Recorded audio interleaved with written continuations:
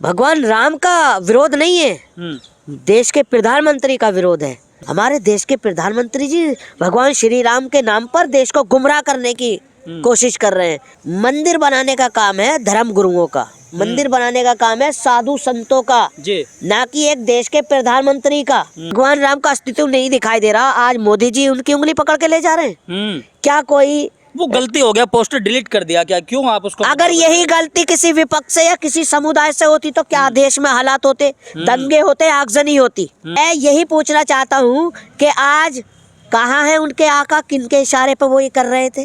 मंदिर को उड़ाने की धमकी या योगी आदित्यनाथ जी को मारने की धमकी उन्हीं के लोग थे। क्या उन पर एक्शन हुआ? क्या मीडिया ने चलाया? नहीं चलाया।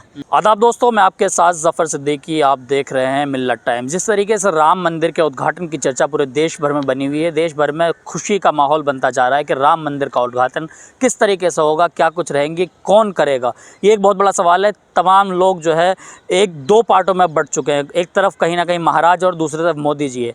एक शंकराचार्य का एक बयान आता है, उन्होंने कहा कि मोदी जी जो है राम मंदिर की जगह एक स्मारक ही बना सकते हैं, मंदिर नहीं बना सकते। इस पूरे मुद्दे पर मेरे साथ बातचीत करने के लिए मौजूद है सोशल एक्टिविस्ट भी हैं, बेबाकी से तमाम सवालों के जवाब देते हैं, आप लगातार देखते रहते होंगे। मेहताब हिंदुस्तानी जी, कैसे देख रहे हैं राम मंदिर के इस मुद्दे को? देखिए, बहुत बहुत शुक्रिया आपने मुझे बोलने का मौका दिया जी। देखिए, विपक्ष जो है, आपने कहा कि विपक्ष न तो उन्होंने वहाँ से आया और वो नहीं जा पा रहे। भगवान राम का विरोध नहीं है, देश के प्रधानमंत्री का विरोध है। आप मुझे एक बात बताइए, इतने इतने बड़े धर्म गुरु शंकराचार्य जो चार उनके धर्म गुरु हैं, जब वो ही नहीं जा रहे हैं वहाँ पर, तो फिर सोनिया जी या खड़गे जी क्यों जाएं? तो इससे मतलब ये नहीं है कि वो राम विरोधी हैं या हिंदू विरोधी हैं। मतलब क्या है 22 तारीख को उद्घाटन करने का? रामनवमी सबसे बड़ा त्योहार है हमारे देश का, सबसे बड़ी दिवाली समझिए उसको। भैया, अगर आपको उद्घाटन करना है तो पहले पूरा मंदिर का निर्माण करा लेते, शास्त्रों के हिसाब से, गीता के हिसाब से, यहाँ तक का हमारे कुरान के हिसाब से। जब पूरा घर ना बन जाए, कोई धर्म स्थल ना बन जाए, तो उसमें गृह प्रवेश नहीं करना चाहिए, इबादत भी नहीं करनी चाहिए। तो कहीं ना कहीं देश के प्रधानमंत्री जी बांटने का काम कर रहे हैं देश को।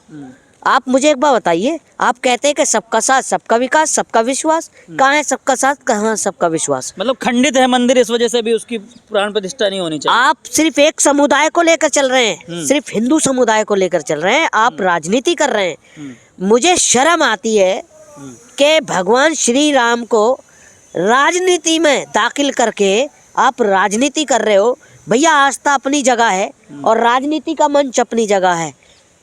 क्या कोई भगवान को, क्या ईश्वर को, किसी जिसे हम अल्लाह कहते हैं, क्या हम उसको राजनीति में इन्वॉल्व कर सकते हैं? हमारे देश के प्रधानमंत्री जी भगवान श्री राम के नाम पर देश को गुमराह करने की कोशिश कर रहे हैं।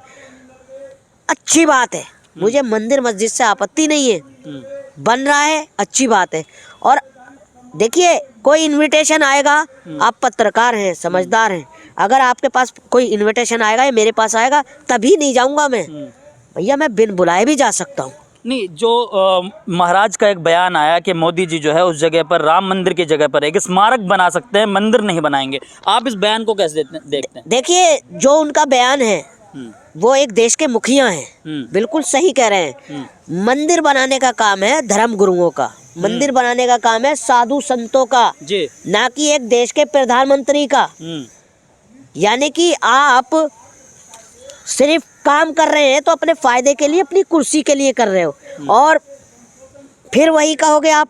मैं इसको कोई उद्घाटन नहीं कहूँगा।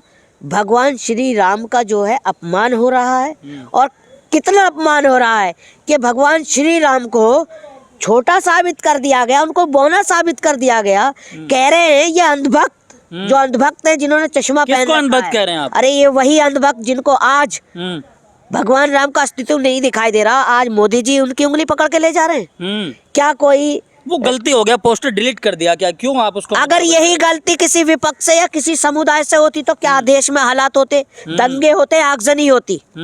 तो मजाक बना के रख दिया इन्होंने भगवान श्री राम का। यानी कि भगवान का अपमान कर रहे हैं। बिल्कुल अपमान कर रहे हैं। क्या हम राम को ला सकते हैं? क्या हम किसी भगवान को ला सकते हैं? हमारी औकात है? अरे हमें भगवान लेकर आए हैं, ना कि हम श्री राम को लेकर आए। तो ये जो हैं कुछ मुट्ठीभर जो लोग हैं, आरएसएस के बजरंग दल के लोग जो हैं, इन्होंने बीजेपी वाली को ही ठेकेदार बना दिया है सिर्फ भगवान श्री राम का। इन्होंने भगवानों में भी सबको बांट दिया। लेकिन मेहताब हिंदुस्तानी, योगी आदित्यनाथ जो उत्तर प्रदेश के मुख्यमंत्री हैं, उन्होंने कहा कि 14 जनवरी से 22 जनवरी तक अयोध्या धाम जाने वाली बसों को, पहली बात तो थोड़ी मोटे मतलब नई बसों का 22 बसों को जो है नई चलाने की बात कही है, और ये कहा कि उसमें राम के भजन बजेंगे। इसको कैसे देख रहे हैं आप? देखिए, कहीं ना कहीं योगी आदित्यनाथ जी जो हैं, यानी कि ये साबित करना चाहते हैं और जनता की, देश की जनता को गलत साबित करना चाहते हैं कि 2014 से पहले कोई राम भक्त नहीं था, कोई भगवान नहीं थे। 2014 के ही बाद मतलब सब भजन सुनेंगे, श्री राम के भजन बजेंगे। तो ये मैं जो छोटी छोटी बातें हैं और ये इनकी जो मानसिकता है, मैं इनकी बातों का खंडन करता हूँ। भैया एक बात बताइए मुझे, आपके दिल में राम है, मेरे दिल में राम है, जिसके घर में राम है उनकी दिवाली रोज है भाई।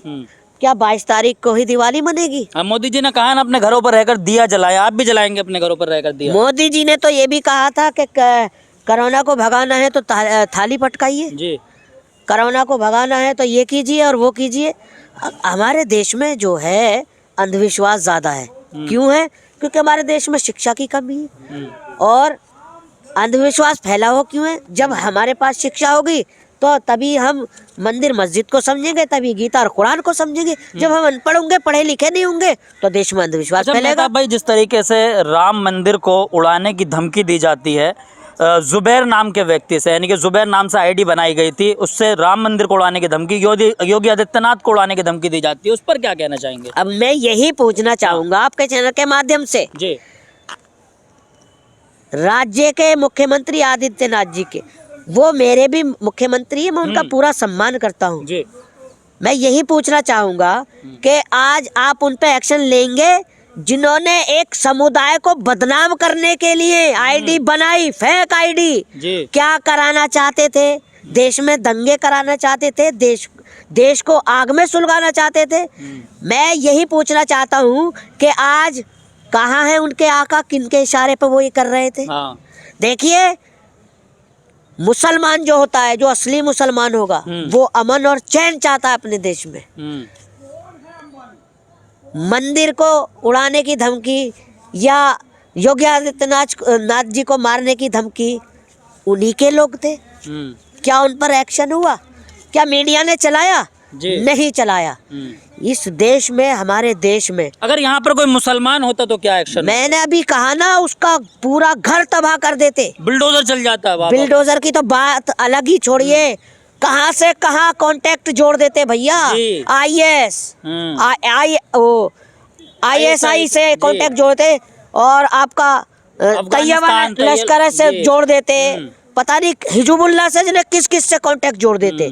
तो सारी मीडिया पर वही चल रहा होता। आज तक भारतीय जनता पार्टी 10 साल में करती क्या आ रही है? सिर्फ धर्म का कार्ड खेलती नजर आ रही है और धर्म के पीछे छुपती चलती चली आ रही है। तो देश को गुमराह कर रहे हैं भगवान श्री राम के नाम पर। आप उन मुद्दों को लेकर आइए ना जो देश की जनता को जरूरत है। क्या मस्जिद बनने से किसी को खाना मिल जाएगा जी? क्या मंदिर बनने से नंगे को कपड़ा मिल जाएगा?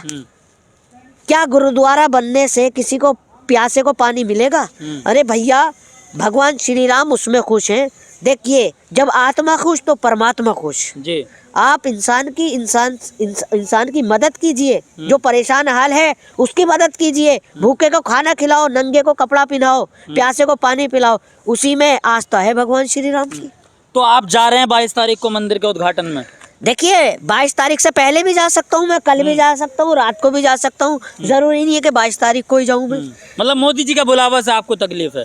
मैं भगवान श्री राम का विरोधी नहीं हूँ। मोदी का विरोधी हो? मैं उन नेताओं का विरोधी हूँ जो हमारे देश को खंड खंड करने की बात कर रहे हैं, देश को अलग करना चाहते हैं, जातिवाद के नाम पर, आस्था के नाम पर, हिंदू मुसलमान के नाम पर, मंदिर मस्जिद के नाम पर। मैं एक शेर के साथ अपनी बात को खत्म करूंगा। देखिए, ये राजनीति भी कितनी अजीब होती है। ये राजनीति भी कितनी अजीब होती है, कभी मंदिर कभी मस्जिद तो कभी हिंदू और कभी मुसलमान होती है। चलिए बहुत बहुत शुक्रिया, हमारे साथ थे मेहताब हिंदुस्तानी, तमाम सवालों को बेबाकी से जवाब दिए और इन्होंने कहा कि हम विरोध जो कर रहे हैं वो नीतियों का विरोध कर रहे हैं। मोदी जी की जो नीतियाँ हैं, यानी कि जो सुप्रीम कोर्ट ने फैसला दिया उसके बाद वो मंदिर बन रहा है, वो मंदिर जो है सुप्रीम कोर्ट के फैसले से बन रहा है, ना कि मंदिर जो है वो मोदी जी के बनाने से बन रहा है। आप वीडियो को देख कर क्या कुछ सोचते हैं कमेंट बॉक्स में जाकर ज़रूर बताइए। देखते रहिए मिल्लत टाइम्स।